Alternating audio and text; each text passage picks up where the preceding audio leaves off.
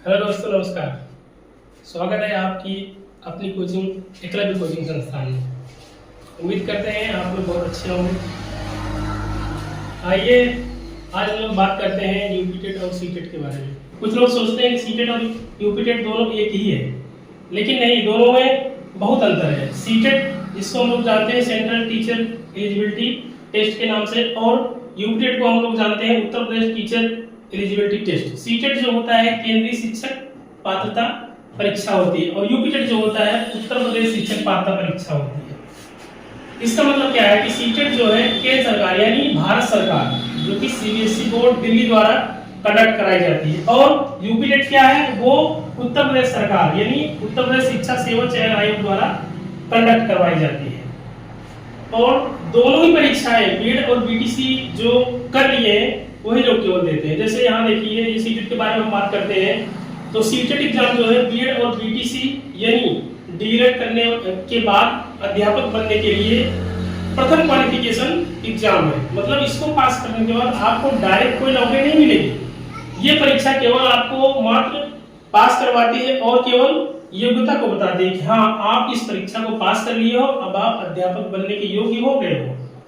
UPTET क्या होता है, उसमें भी सेम ही होता है। बीएड या बीटीसी या डीएलएड करने के बाद जो है अध्यापक बनने के लिए प्रथम क्वालिफिकेशन एग्जाम है। दूसरा क्या है, केवल शिक्षक पात्रता परीक्षा है, ना कि नौकरी मिलेगी। जैसे कि हमने आपको पहले ही बता दिया कि यह केवल शिक्षक पात्रता परीक्षा है, इससे कोई नौकरी नहीं मिलेगी। दोनों में वही है, देखिए यूपीटेट में भी वही है, केवल शिक्षक पात्रता परीक्षा है। और क्या है उसके बाद, इसको पास करने के बाद भारत में किसी भी राज्य में क्लास 1 to 8 तक किसी भी विद्यालय में, चाहे केंद्रीय विद्यालय हो, चाहे नवोदय विद्यालय हो, चाहे किसी राज्य में कोई भी प्राइमरी स्कूल हो या फिर जूनियर हाई स्कूल हो यानी मिडिल स्कूल, आप सीटेट को पास करने के बाद किसी राज्य में क्लास 1 to 8 कोई भी विद्यालय, नवोदय विद्यालय और केंद्रीय विद्यालय या आर्मी स्कूल जो हो गया, इसमें आप नौकरी पा सकते हैं। लेकिन यूपीटेट को पास करने के बाद आप केवल उत्तर प्रदेश में कक्षा 1 से 8 तक के ही स्कूलों में अध्यापक बन सकते हो।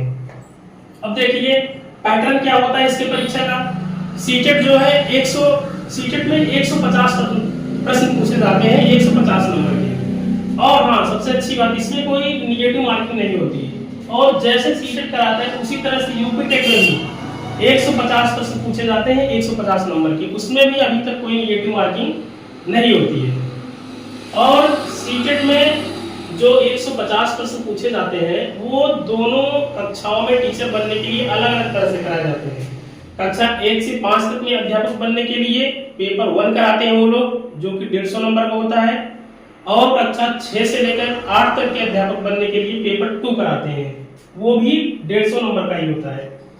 पेपर 1 यानी कि क्लास 1 to 5 में टीचर बनने के लिए केवल बीटीसी या डीएलएड वाले ही योग्य होंगे, और पेपर 2 क्लास 6 से 8 तक के अध्यापक बनने के लिए बीटीसी प्लस बीएड दोनों लोग योग्य होते हैं। और दोनों पेपर 150 नंबर के होते हैं और 150 प्रश्न में आते हैं। यूपीटेट में भी सेम वही है, 150 प्रश्न पूछे जाते हैं, और उसमें भी क्लास 1 to 5 में टीचर यानी कि पेपर 1 देने के लिए केवल बीटीसी वाले ही योग्य होंगे, और क्लास 6 to 8 में बीटीसी और बीएड दोनों परीक्षा वाले या दोनों जो है कि करने वाले योग्य होंगे।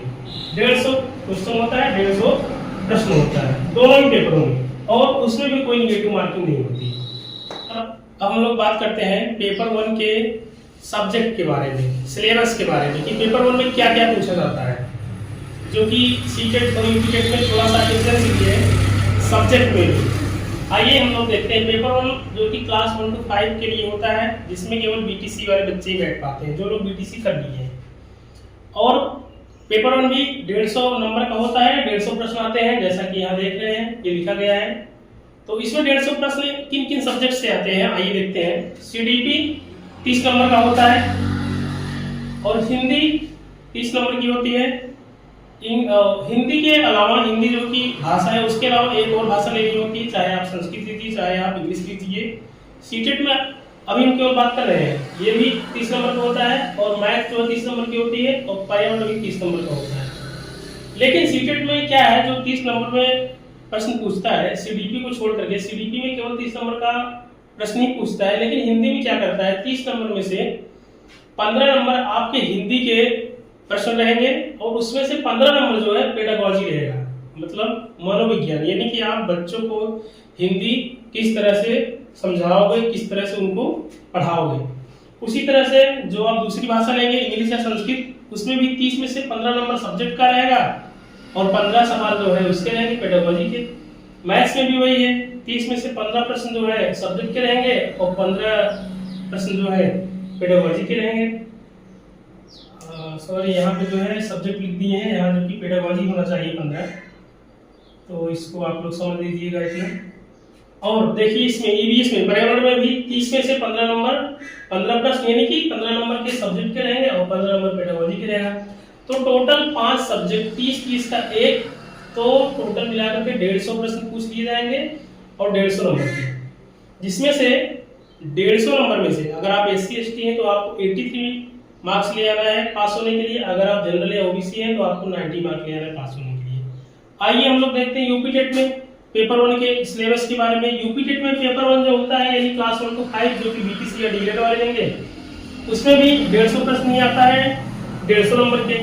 और उसमें देखिए इसमें क्या खासियत है यूपी टेट में, इसमें पेडागोजी के बारे में हम लोग नहीं पूछते हैं, केवल सब्जेक्ट से ही प्रश्न को उठाते हैं 30-30 नंबर के। जैसे CDP में केवल 30 प्रश्न पूछ लिया जाएगा, जो कि पूरा सब्जेक्ट से ही रहेगा। हिंदी भी 30 नंबर की पूछी जाएगी, जो कि पूरा सब्जेक्ट से रहेगा। इंग्लिश और संस्कृत ये भी 30 नंबर के ही पूछे जाएंगे, जो कि पूरे सब्जेक्ट से रहेंगे। और मैथ्स भी 30 नंबर का पूछा जाएगा, जो कि पूरा सब्जेक्ट से रहेगा। और पर्यावरण भी 30 नंबर का पूछा जाएगा, जो कि केवल सब्जेक्ट से रहेगा। इसमें कोई पेडागोजी नहीं पूछी जाती है, जो भी पेडागोजी पूछना है ये CDP में ही पूछेंगे। ये भी पूरा 150 नंबर को हो गया और इसमें भी 150 प्रश्न आते हैं। और इसमें भी सेम वही है, SC ST के लिए 83 मार्क्स ले आना है और जनरल OBC के लिए 90 मार्क्स ले आना है पास होने के लिए। बस केवल अंतर इतना है कि अगर आप सीटेट को पास करते हैं तो आप भारत के किसी भी राज्य में, किसी भी विद्यालय में, चाहे वो केंद्रीय विद्यालय हो, चाहे फिर आर्मी स्कूल हो, चाहे वो नवोदय विद्यालय, आप उसमें टीचर 1 से लेकर 8 तक हो सकते हैं। जबकि यूपी टेट को पास करने से केवल आप जो है उत्तर प्रदेश में ही क्लास 1 to 8 तक के टीचर हो सकते हैं। और देखिए दोनों ही सीटेट और यूपी टेट दोनों में ही लिखा गया है नो नेगेटिव मार्किंग, यानी कि इस परीक्षा में कोई नेगेटिव मार्किंग नहीं है। आप चाहे पूरे के पूरे प्रश्न कर लीजिए, चाहे थोड़े से प्रश्न करिए, लेकिन अगर जो प्रश्न आप गलत करके आ रहे हो उस पे आपको नेगेटिव नंबर नहीं दिया जाएगा। ये सबसे अच्छी बात है, ठीक है। अब हम बात करते हैं पेपर 2 के सिलेबस के बारे में कि पेपर 2 यानी कि क्लास 6 से 8 तक के सिलेबस में क्या क्या पूछता है। दोस्तों थोड़ा सा जो है कि गाड़ियों की आवाज़ बहुत आ रही है, क्योंकि हम रोड के किनारे ही बना रहे हैं वीडियो, तो आप लोग थोड़ा सा मैनेज करिएगा। आगे से हम लोग इस पर ध्यान देंगे कि वीडियो और भी बेहतर बने और कोई भी जो है कि आवाज़ न सुनाई दे, ठीक है। आइए हम लोग बात करते हैं पेपर 2 के बारे में, जो कि क्लास 6 से 8 तक, जिसमें कि BTC और B.Ed दोनों लोग बैठते हैं। B.Ed वाले केवल पेपर 2 ही देते हैं, इस बात को आप लोग ध्यान में रखिएगा। तो पेपर 2 में जो सीटेट वाले हैं, सीटेट वाले 150 प्रश्न पूछते हैं 150 नंबर के, लेकिन इनके में क्या होता है कि जो CDP है वो 30 नंबर की पूछी जाती है, यानी कि चाइल्ड डेवलपमेंट एंड पेडागोजी, जिसको हम लोग बोलते हैं हिंदी में बाल विकास एवं बाल्यावस्था, है ना, या फिर जो है बाल विकास और मनोविज्ञान, वो 30 नंबर की होती है। 30 नंबर में उसको हम लोग पूछते हैं। और हिंदी 30 नंबर में लोग पूछते हैं, तो वही सेम कंडीशन करते हैं कि 15 नंबर के प्रश्न जो है वो कंटेंट से ये लोग उठाते हैं और 15 नंबर जो है पेडागोजिकल कंटेंट से ये लोग उठाते हैं। और हिंदी के अलावा जो आप लेंगे भाषा दूसरी, इंग्लिश या संस्कृत, उसमें भी 30 नंबर का तो होता है पूरा, लेकिन उसमें भी जो है 15 नंबर के प्रश्न ये लोग कंटेंट से उठाते हैं, यानी कि सब्जेक्ट से उठाते हैं, और 15 नंबर जो है पेडागोजी से उठाते हैं। और जो साइंस के विद्यार्थी हैं, यानी कि जिन्होंने B.Ed से पहले साइंस स्ट्रीम से पढ़ाई की है, जैसे कि BSc किया हुआ है या फिर कुछ और किया हुआ है साइंस के उसमें स्ट्रीम में, तो वो लोग साइंस और मैथ्स को सिलेक्ट करेंगे, जो कि साइंस और मैथ्स को मिलाकर के 60 नंबर का प्रश्न पूछते हैं, जिसमें 40 जो आते हैं प्रश्न वो कंटेंट से आते हैं, सब्जेक्ट से आते हैं। और जो उसमें 20 प्रश्न आते हैं, 20 प्रश्न जो है पेडागोजी से पूछते हैं वो लोग, साइंस और मैथ्स से मिला करके। अगर हम इसको भी डिवाइड करें, जो इसमें 40 प्रश्न ये लोग पूछ रहे हैं साइंस मैथ में से, इस 40 में से 20 प्रश्न हो गया मैथ का और 20 हो गया साइंस का। और जो ये 20 नंबर जो 20 प्रश्न पूछ रहे हैं पेडागोजी वाला, ये 10 प्रश्न पूछ रहे हैं साइंस से और 10 प्रश्न पूछ रहे हैं मैथ से, पेडागोजी वाले पोर्शन से। तो ये 40 नंबर मतलब जो है कि उससे कंटेंट से और 20 नंबर का पेडागोजी से पूछेंगे, जो कि हो गया 60 नंबर का, यानी कि 60 प्रश्न। ये जो साइंस वाले बच्चों के लिए है। और ये हो गया हमारा, अगर देखा जाए यहाँ से मिलाकर के 30 जो है सीडीपी हो गई, 30 हिंदी हो गई और 30 जो है इंग्लिश या संस्कृत या कोई भी भाषा, और 60 ये हो गया 150 नंबर। लेकिन ये केवल साइंस वाले बच्चों के लिए है।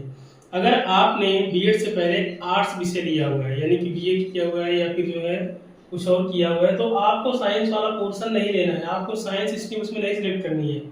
तो आपको आर्ट वाला स्ट्रीम उसमें चुनना है, जिसमें आपका ये साइंस मैथ वाला पोर्शन नहीं आएगा, एसएसटी पूछ दिया जाएगा उसके जगह पे, सोशल साइंस एंड स्टडीज।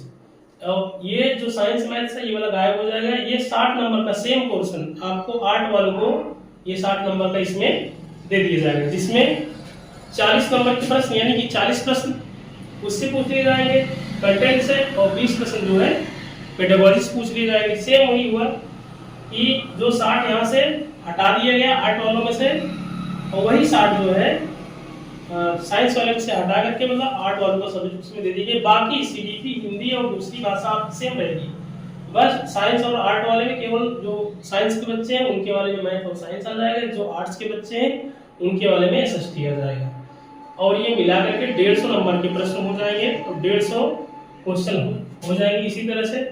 और इसमें भी आपको, अगर आप SC ST हैं तो आपको जो है 83 नंबर ले आना है, और अगर जनरल या ओबीसी है तो आपको 90 मार्क्स ले आना है। ये सीटेट के लिए था पूरा। और फिर से वही नॉन नेगेटिव मार्किंग, चाहे आप जो प्राइमरी वाला देखिए चाहे जूनियर वाला देखिए, दोनों में भी माइनस मार्किंग लीजिए। और इसमें क्या है, यूपी टेट में क्या है, आइए बात करते हैं पेपर 2 के सिलेबस के बारे में, जो कि 6 से 8 तक, और वही बीटीसी या बीएड वाले देते हैं। बीएड वाले केवल पेपर 2 ही भर पाएंगे, इस बात को आप लोग ध्यान में रखिएगा। इसमें भी 150 प्रश्न आते हैं 150 नंबर के। ये तो इसमें कोई पेडागोजी कंटेंट नहीं है, केवल जो है सीडीपी से ही पूछते हैं। सीडीपी हो गया 30 नंबर का पूछ लेते हैं, हिंदी हो गया 30 नंबर का, दूसरी भाषा जो आप लिए वो इंग्लिश संस्कृत वो 30 नंबर का हो गया। अगर आप साइंस की विद्यार्थी हो तो सिंपल सा मैथ और साइंस ये लोग पूछ लेते हैं 30 नंबर।